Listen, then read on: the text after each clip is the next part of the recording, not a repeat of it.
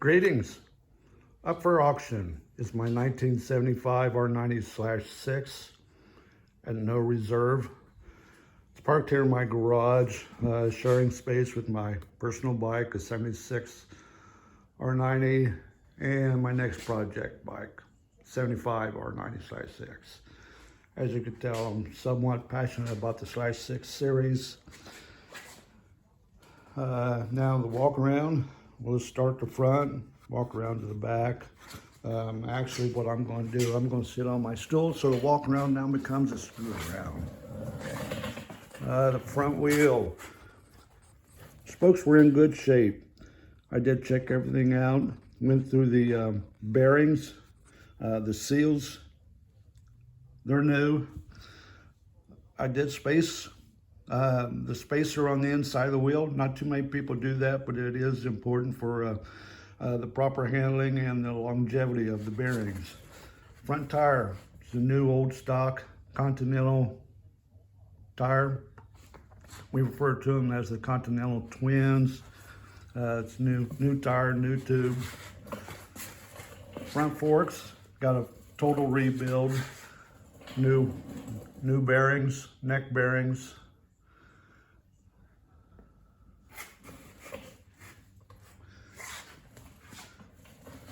And the motor, I consider it to be a freshening up, not a rebuild. It did get new rings, new rod bearings, new timing chain. Timing chain is kind of important in order to keep your timing where it should be. The motor was fully decarbonized. The heads, I lapped the valves and put everything back together clean. Rings, their original size. Normally on a rebuild or a rebuild, I would go with an oversized ring and then properly space them, but not in this case. Carburetors, got a full rebuild. As you can tell, the exhaust system, headers are new. Mufflers, they are original Zuna mufflers that came on this particular model. There are images showing the imprint underneath the on the underneath side. Transmission got a full rebuild. Bearings, gaskets, seals. Clutch assembly is new. I've never worn out a disc. What wears out on the clutch assembly itself is the spring plate. Those are kind of sensitive, and if they get down to the point, the clutch becomes inactive. And as I travel around, now something I want to share. The side covers, the side battery covers, they're held on by actually a rubber band. If that rubber band breaks, they fall off. So what I've been doing for years, you'll see right here, there's a small zip tie.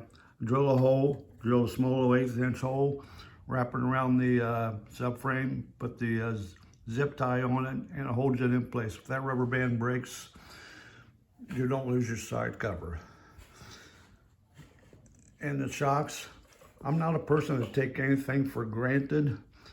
So I did take the shocks apart to make sure that the hydraulic unit itself was in good shape, which both of them were. The final drive, new splines, got a total rebuild with bearings, seals, and splines were done by Henson's BMW in Medford, Oregon, which, sorry to say, they are no longer in business. I took the cases off so that you can get a better idea of the back end of the bike. That's the mounting system, the rack,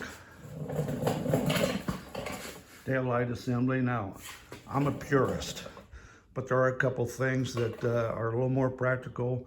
The tail light assembly has an LED lighting system in it. And as we come around the back, new rear tire, and it's the matching Continental tire that was new old stock. Now, the rear wheel itself, let me get around here.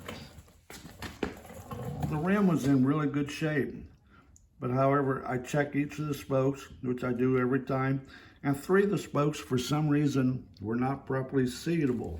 You can see the heads on one of them there. So when you check the tightness, they just pull on through. There's an image showing the 3 that I pulled down. Did replace them with new spokes. Slide further around. It's got a brown side stand on it.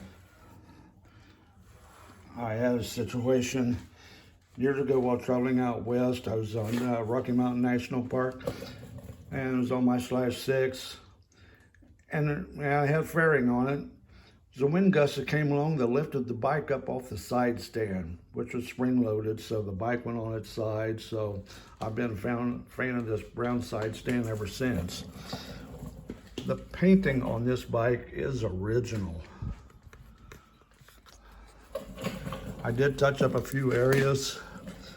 There was a spot there on the side of the tank where apparently at one time it had a fairing on it, and the wiring harness from the fairing was rubbing up against the tank. So, but other than that, for the most part, it's all original. The entire brake system has been gone through.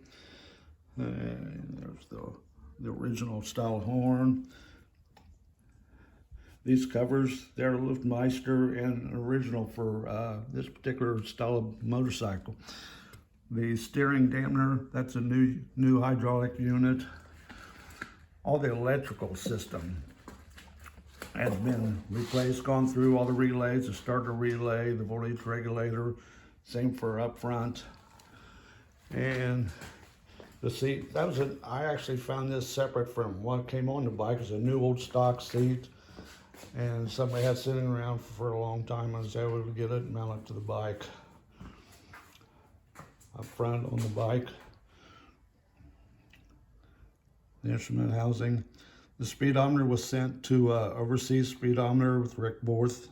He went through the unit, calibrated it.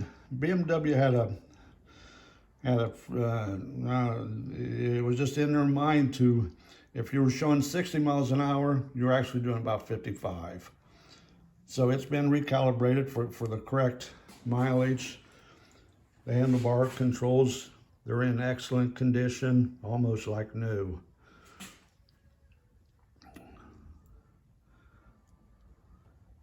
Everything works as it should. There will be another video coming showing the cold start and some various other items. I'll go through all the lighting system. As we come around, headlight assembly is in excellent condition. Mirrors, these are the original style, which don't have the lock nut on them.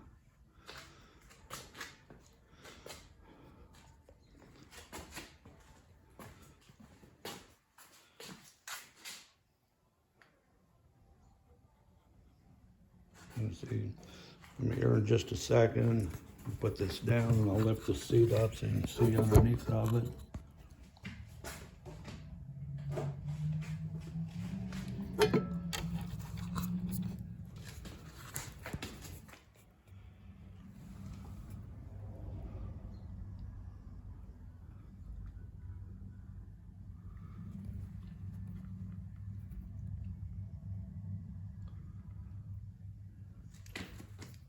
Does have a complete toolkit in it, in very good condition. The battery, it's a little over a year old. It's a Panasonic battery. And what I like about it, it's short enough that you can go ahead and put the crossbar in it. Today's batteries, they're a little hard to come up with that. So good luck to anyone who's interested in this bike. Appreciate you looking. I'll be happy to answer any questions. Thank you.